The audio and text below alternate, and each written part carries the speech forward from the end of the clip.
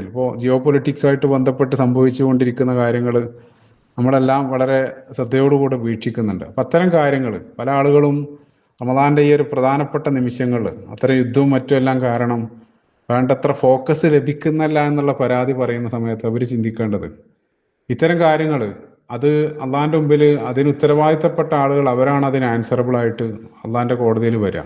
അത് അവരോടായിരിക്കും ആ ചോദ്യം. അതേസമയം ഇൻഡിവിജ്വലായിട്ട് ഇത്തരം കാരണങ്ങളിൽ നിന്ന് നമ്മൾ പിറകോട്ട് പോകുന്നുണ്ടെങ്കിൽ അതിനുള്ള മറുപടി നമ്മളായിരിക്കും പറയേണ്ടി വരിക എന്നുള്ളത്. അതൊരിക്കലും ഇതിന് ന്യായമല്ല എന്നുള്ളതാണ് ഒരു ഹദീസ് നമ്മൾ പഠിപ്പിക്കുന്നത്. നമ്മൾ നമ്മുടെ വ്യക്തി ജീവിതത്തിലേക്കും അല്ലെങ്കിൽ നമ്മുടെ ഇബാദത്തുകളിലേക്കും ഫോക്കസ് ചെയ്തുകൊണ്ട് മറ്റുള്ളത് അള്ളാഹുവിലേക്ക് വിട്ട് നമ്മൾ മുന്നോട്ട് പോവുക, പ്രത്യേകിച്ച് ഈ ഒരു സമയത്ത് എന്നുള്ളതാണ്. അപ്പോൾ പറയാറുണ്ട്, നമ്മളൊരു ഉമ്മത്ത് എന്നുള്ള നിലക്ക് തിങ്ക് ഗ്ലോബലി ആക്ട് ലോക്കലി എന്നുള്ളതാണ്. നമ്മൾ വിശാലമായിട്ട് ചിന്തിക്കുക അല്ലെങ്കിൽ അതിനെ സംബന്ധിച്ച് അവെയർ ആയിരിക്കുക, അതേസമയം പ്രവർത്തിക്കുന്ന സമയത്ത് അത് നമ്മളിലേക്ക് ചുരുങ്ങുക എന്നുള്ള ഒരു ഹദീസല്ല നമ്മളെ പഠിപ്പിക്കുന്നത്. അല്ലാഹു അവസാനത്തെ 10 വേണ്ട രൂപത്തിൽ ഉപയോഗപ്പെടുത്തി മുന്നോട്ട് പോകുന്ന വിശ്വാസികളുടെ കൂട്ടത്തിൽ നമ്മളെ ഉൾപ്പെടുത്തുമാറാകട്ടെ. ആമീൻ.